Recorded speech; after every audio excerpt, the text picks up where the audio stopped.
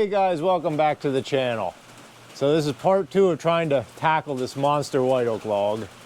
It's kind of a dreary day out today. You can hear the rain hitting the roof, but we're inside the mill, so we shouldn't have a problem. Well, if you watched last week's video, you saw me whittle at this thing with the chainsaw mill a little bit, and took about 10 inches off, and I think I can tackle this with the wood miser now, but it's going to be a struggle. I mean, maybe now it's in here on the mill, you get a better idea for size. I know sometimes the camera doesn't do things justice, but if you missed last week's video, this is a big old white oak log. It was 40 inches across the base. It came from the edge of a field the farmer was clearing, and it had to come down. 2 quick facts about this log. It's about 145 years old, the best I could count the rings, and there's metal in it in 2 places. Can't see it on this end, but on the other end you can see the metal stain. So I'm not gonna chat a whole lot here. We're set up, we're ready to roll. I'm just gonna start whittling at this thing. It's gonna be quite a production to get this down to size. Big logs like this are a fight no matter how you cut it. It is 8:45 right now. Let's see how long it takes us to break this down.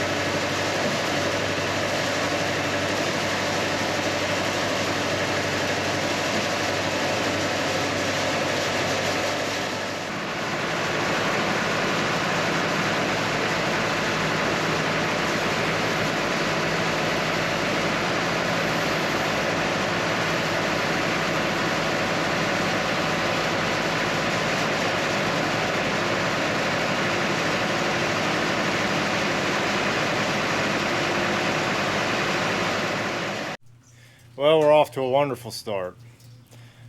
I was hoping I was done with that for a while. 24 hours later, it's back out. This thing is just way too massive. I underestimated how it would fit on the mill here. I still have 42 inches on the big end, and it's like perfectly round. Sometimes when they're egg-shaped, you can get them started and whittle, but we're going to take another slab off with the chainsaw mill, see how that goes.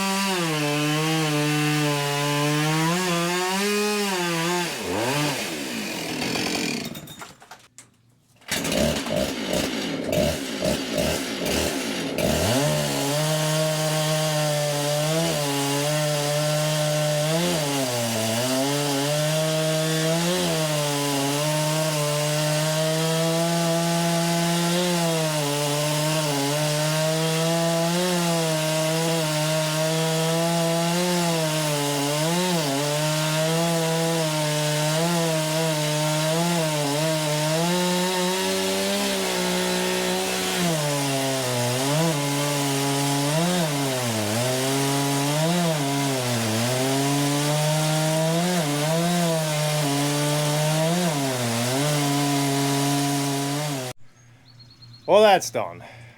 Have I mentioned I hate that chainsaw mill? Oh, that's brutal. I'm gonna flip this slab off and let's get back to work.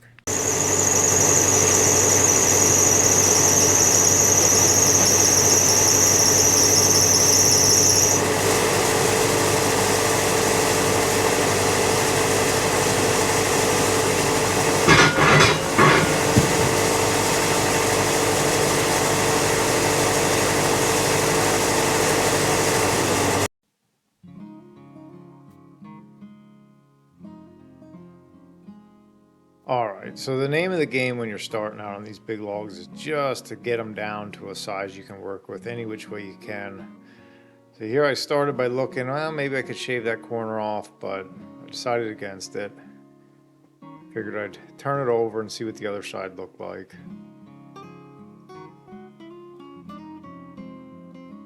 That looks like it may work. So I took a little cut there. Basically, every little cut you can take is a win. You're just trying to remove material.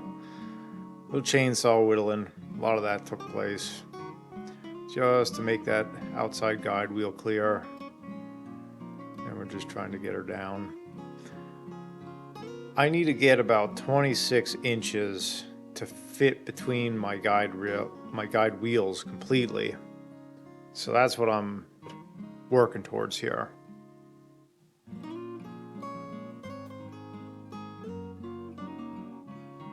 One inch at a time. Poor hydraulics sure do get a workout on logs like this.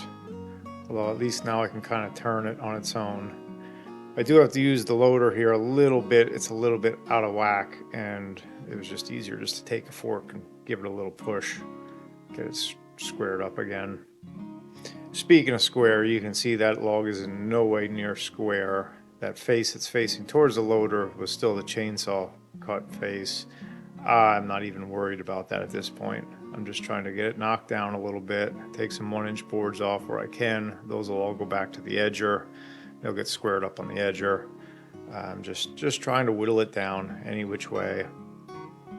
Actually, that being out of square is helping me a little bit with that taper towards the top. It's making it a little bit more narrow.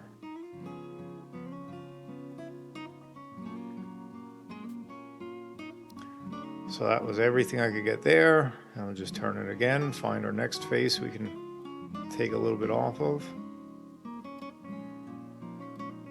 I don't know if you can see on that right side, there's some nasty shake there. More whittling.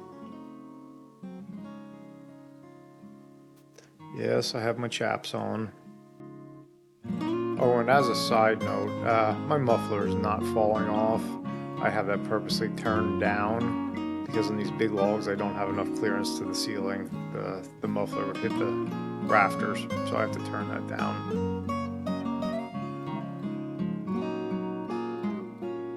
Starting to get there now. It's starting to look like something.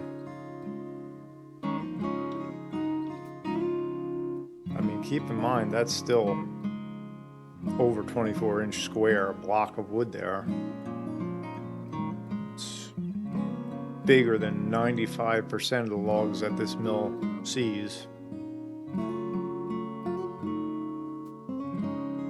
Little fine tuning. You gotta squeeze out every inch you can, so it's gotta be right balance between those two guide wheels. Boy, I wish I had a wide head. The next sawmill, if there's ever a next sawmill, will definitely be a wider saw head. Wasn't even an option when I bought this one.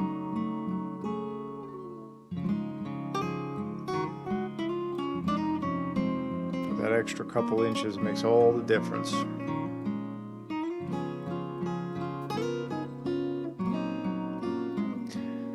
So now here I thought I had it down enough that I could begin to section out my cans. Here you can see I'm measuring where the heart is, make sure that stayed centered, and it did. And what I'd like to do here is cut the center out, cut that metal stain out, so I can quarter saw what's left. But I couldn't quite get there yet. I didn't have enough clearance to take a heavier cut like that. So we gotta take some more off the side.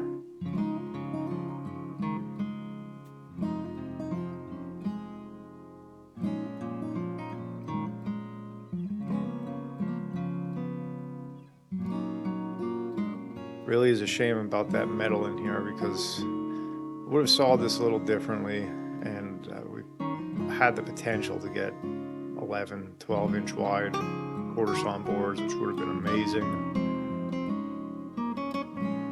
But of course the log had different plans for us, so we had to adjust accordingly.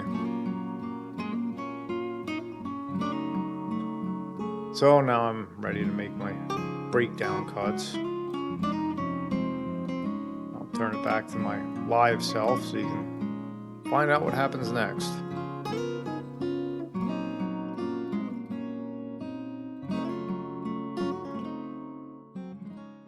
Have it broken down, was sectioning it off the quarter saw, and well, we whacked some metal. Sheared the teeth right off the blade, so it's something pretty big. To be honest with you, this kind of messes up my plan quite a bit. If I could have made this one cut, we would have been home free, because I was going to segregate out where the blue-black stain was, which is here and here, not where I cut. We didn't get so lucky. So now I'm going to have to change course a little bit, think about this, figure out where my next exploratory cut is going to be, because everything from here on is, well, risky business. I'd like to get this opened up a little bit more and try to figure out what's going on inside there. I've got that whole half there, which isn't the greatest because that had a bunch of that shake in. I've got the first slab I can get a board or two out of. Come around back here, I got all these edging boards. I mean, these are going to make nice wide boards. There's some shake in some of it that I'm going to have to edge around, but this will make some nice lumber. But I'm just at the payoff point, and well, I'm kind of stopped dead in my tracks. So I'm going to throw a blade on, and well, maybe we'll get lucky. Maybe we'll burn through blades on top of everything else here.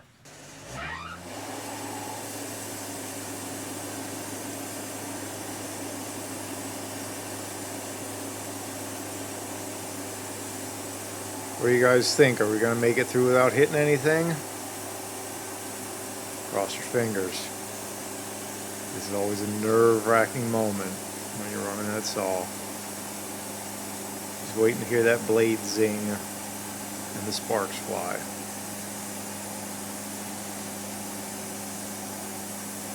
Yeah, look at that.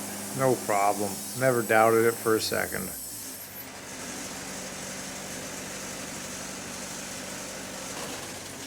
Well, I got it all wrapped up.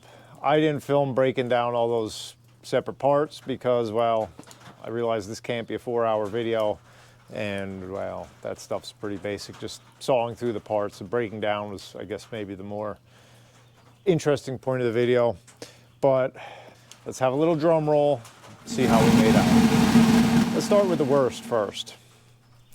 Yeah, the center. That didn't turn out so good. It's actually hollow. That I didn't see coming. Didn't know, didn't show any signs on the outside that it was going to be hollow, but it is.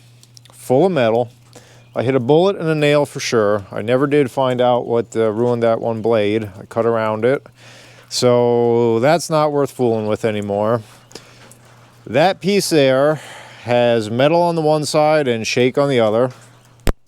Not worth even trying to put a blade through it. So now we'll go to the other end of the mill. I'll show you some of the lumber. This is some of the outside cuts, some of those wide boards that I edged.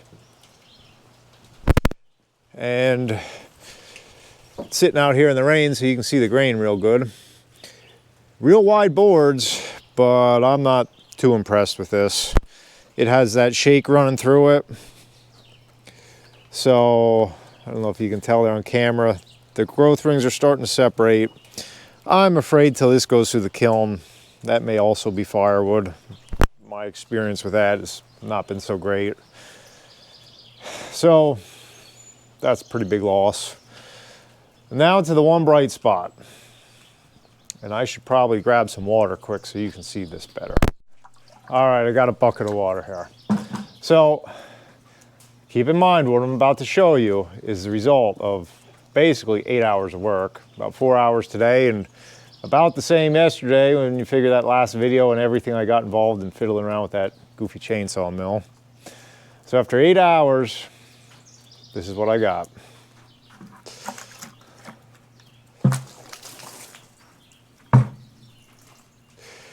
We did end up with some nice quarter sawn. Mostly 5 to 6 inch wide boards. Should have been much wider if it wasn't for the nails. I did get a handful of 8 inch wide quarter sawn here. That doesn't really need water. You can see the beautiful grain there. So that's beautiful wood. Some of it does have a little bit of blue stain. I tried to eliminate it as much as possible, but got some blue stain on the edges. All in all, between the nice quarter sawn stuff and that marginal stuff, a little over 200 board feet. It's pretty shameful. I'll tell you what, these big logs, I have not had very good luck with them. They're impressive. They're impressive to haul. You know, they're fun to bring home and look at and all that. But man, as far as usable lumber and the time it takes, they fight you. They fight you physically, mentally, and well, a lot of times they got hidden problems, lots of hidden problems. I guess you don't get to be that old without suffering some battle scars along the way, and they tend to reveal them. This one had a little bit of everything, metal, rot, but we managed to get something out of it. This should make nice, beautiful quarter sawn lumber, should be very stable. But I don't know if it covers my time to do it. Lesson learned, I guess, again. So I guess if you're learning anything from me, I'll sum it all up by saying this. Don't get a chainsaw mill. Don't fool around with 40-inch logs. All right, guys. Catch you on the next one.